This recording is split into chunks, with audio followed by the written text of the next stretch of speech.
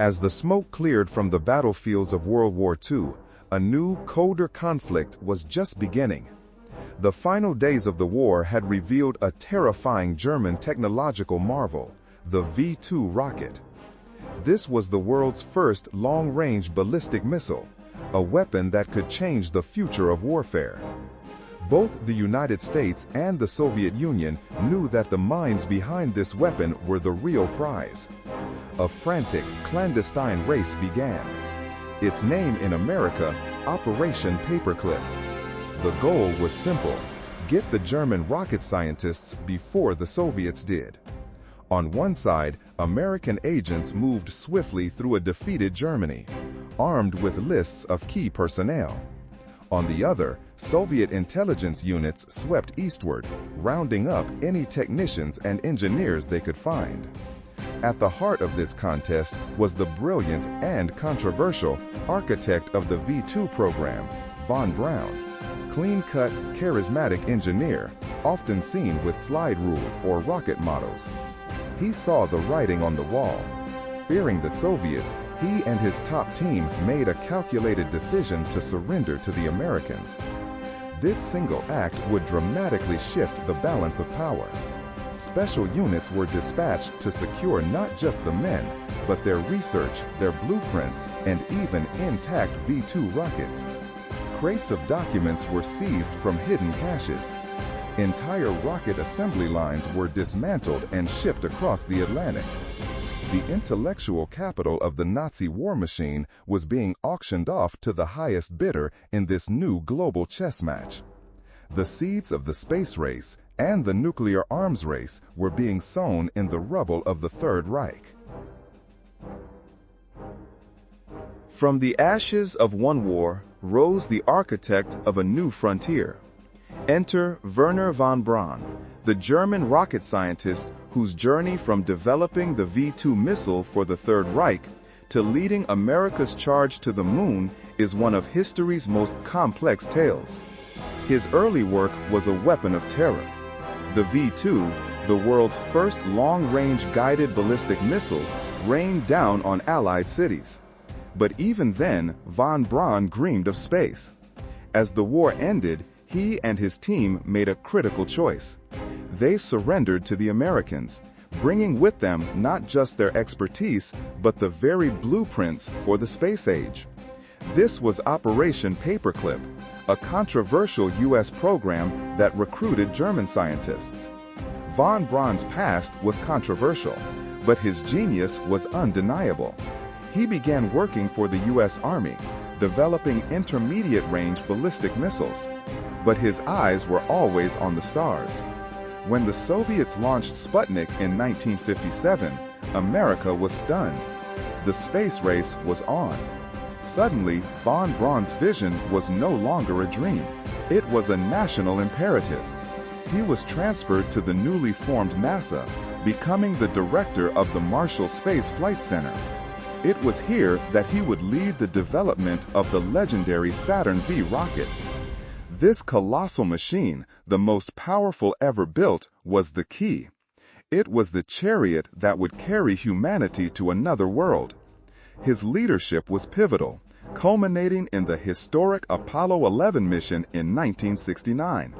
The man who once built weapons of war had put a man on the moon, forever changing our place in the universe.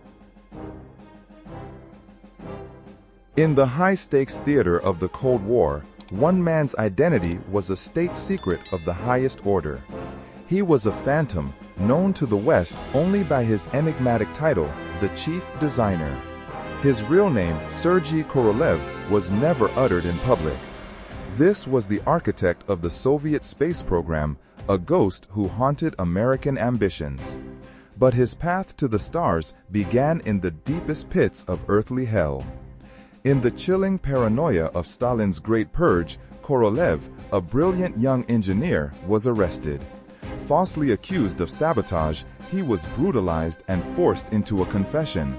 His sentence? A decade in the Kolyma Gulag, a frozen wasteland where survival itself was a miracle. He endured starvation, back-breaking labor, and the bitter Siberian cold. Yet, destiny intervened. His expertise was too valuable to waste. Plucked from the jaws of death, he was put to work in a special prison design bureau. From this grim crucible, his genius was reforged. After the war, his record was cleared, and he was placed at the helm of the Soviet missile program.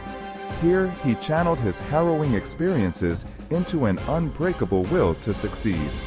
His masterwork was the R-7 Semyorka, the world's first intercontinental ballistic missile. But Korolev saw a higher purpose. This magnificent machine, born from the pressures of war, would become humanity's first chariot to the cosmos. It was the rocket that would launch Sputnik, stun the world, and ignite the space race. The prisoner who nearly died in the ice became the man who opened the heavens. October 4th, 1950 Bay. A date that would change the world. High above the arid steppe, a new star ignited the twilight sky. This was no celestial body, but a stark warning. The Soviet Union had launched Sputnik 1, the first artificial satellite. A polished metal sphere, just 23 inches across, with 4 long antennas trailing behind. It circled the globe, emitting a simple rhythmic beep, beep, beep, a signal heard round the world. But in the United States, that pulse was an alarm bell, signaling an end to presumed tech supremacy. The American public, once so confident, now looked to the sky with a new sense of dread. Newspaper headlines screamed of a red moon. The stock market took a dive. This was the Sputnik shock, a crisis that rippled through all of American life. From Congress to classrooms, one question echoed: how did we fall behind? President Eisenhower, a man with a prominent forehead, warm eyes, in a 1950 suit, tried to soothe the worried nation, but the fear was real. The space race was on, not started with a handshake, but with a Soviet challenge thrown down from orbit. The response would redefine science, education, and the global balance of power for the rest of the century. The world held its breath. April 12, 1961. At the Baikonur Cosmodrome, a colossal rocket, the Vostok T, pointed towards the heavens, a spear aimed at the final frontier.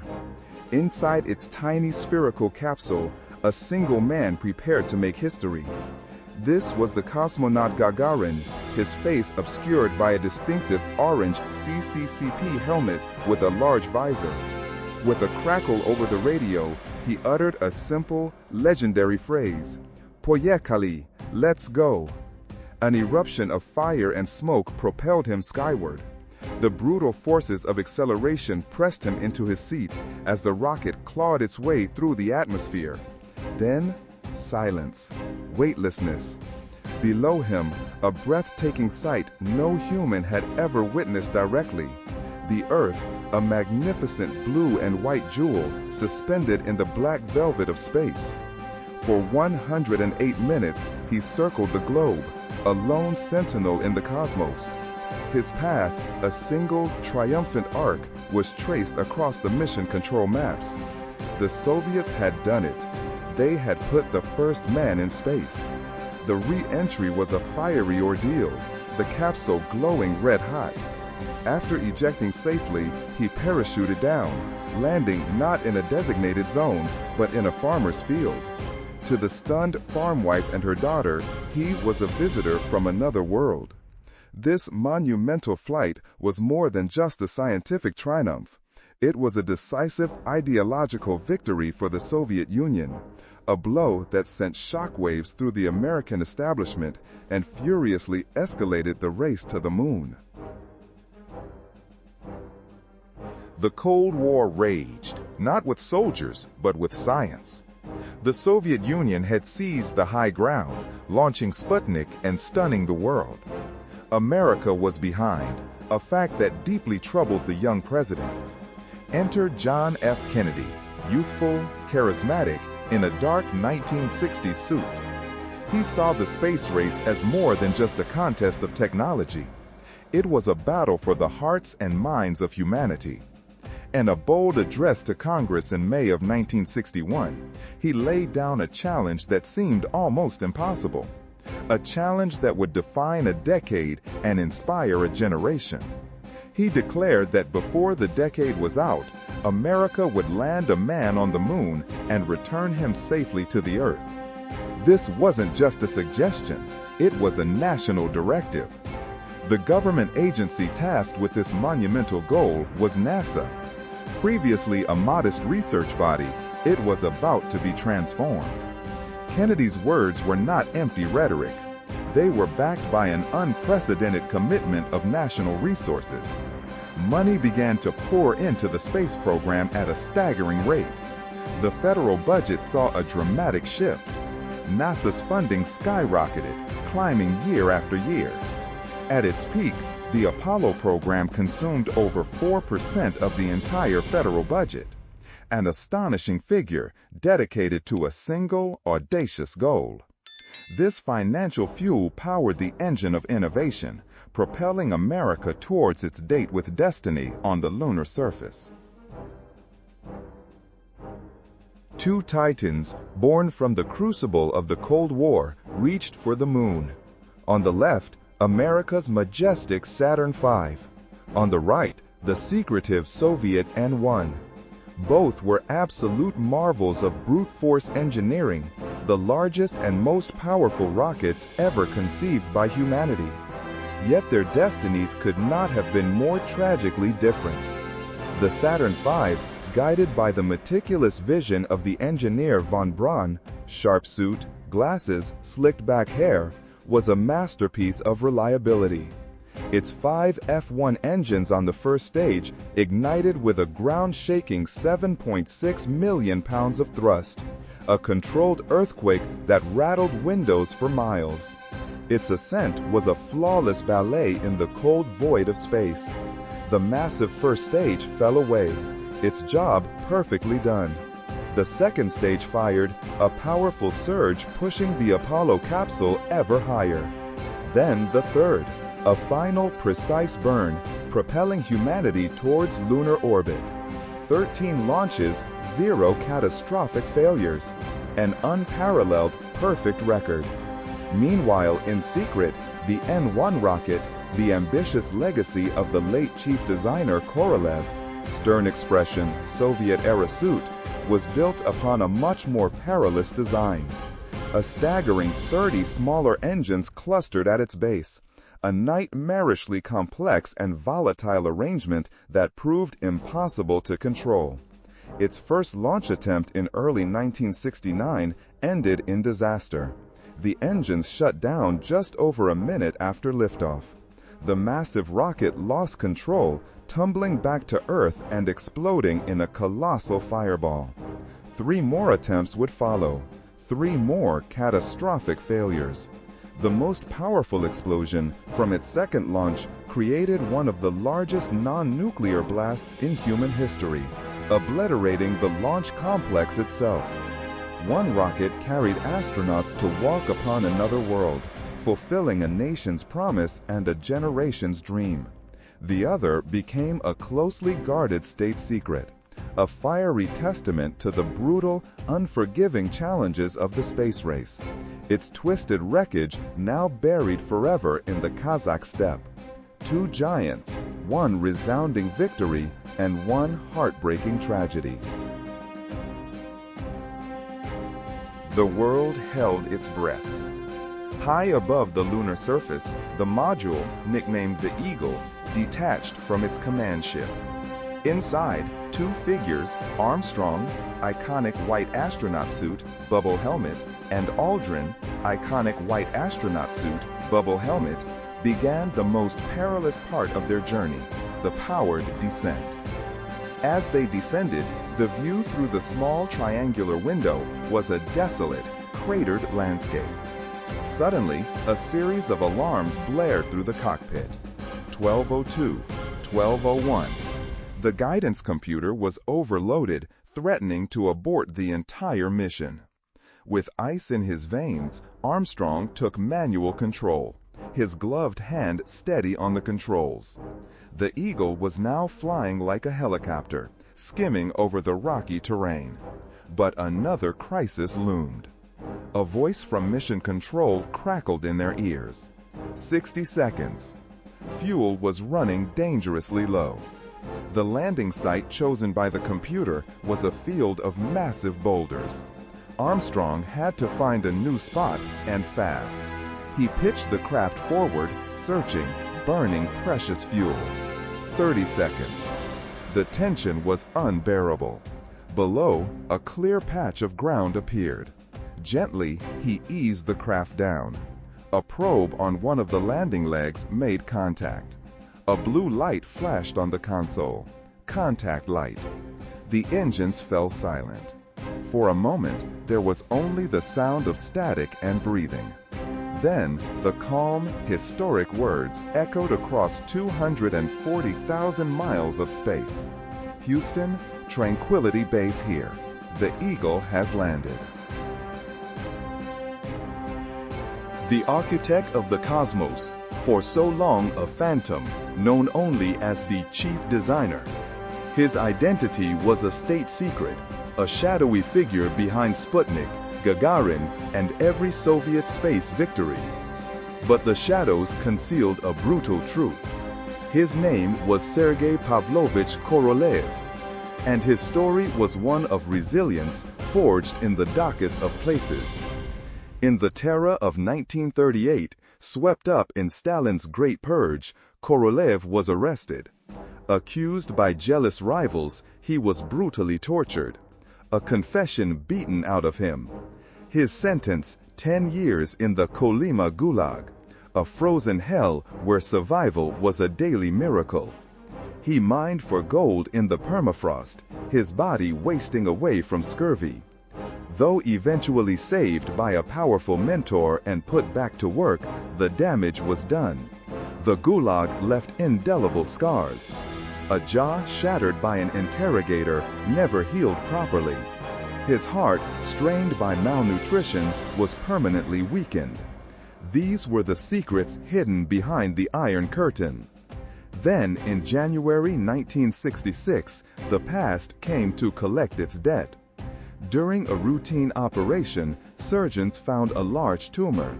But as they tried to intubate him, they hit a wall. His poorly healed jaw wouldn't open wide enough. His fragile heart gave out. The chief designer, conqueror of the heavens, died on an operating table, a final victim of the Gulag. His death decapitated the Soviet space program. Without his authority to unite the warring factions, the moon mission collapsed into chaos. His masterwork, the colossal N-1 rocket, became a monument to this failure, exploding on the launch pad again and again.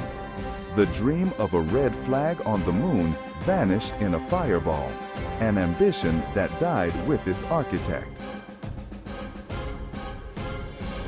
In the grand cosmic theater, two titans commanded the stage, their rivalry scripting humanity's first leap into the void. On one side, the German-American engineer, von Braun, a figure of precision and public acclaim.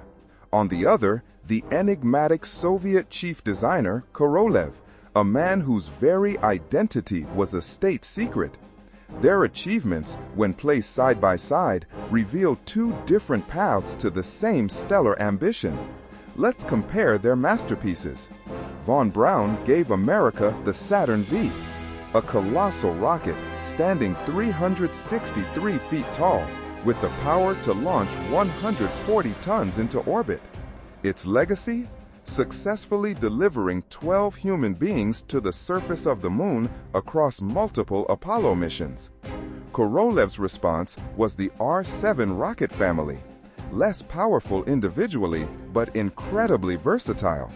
It was the R-7 that launched Sputnik 1, the world's first artificial satellite, shocking the West. It was the R-7 that carried Yuri Gagarin, the first human, into orbit. While his monumental N-1 moon rocket met a fiery end in 4 failed tests, His enduring Soyuz spacecraft design has flown for over 50 years, becoming the most reliable human transport system in history. Von Braun's work culminated in Skylab, America's first orbital workshop, and laid the groundwork for the Space Shuttle program.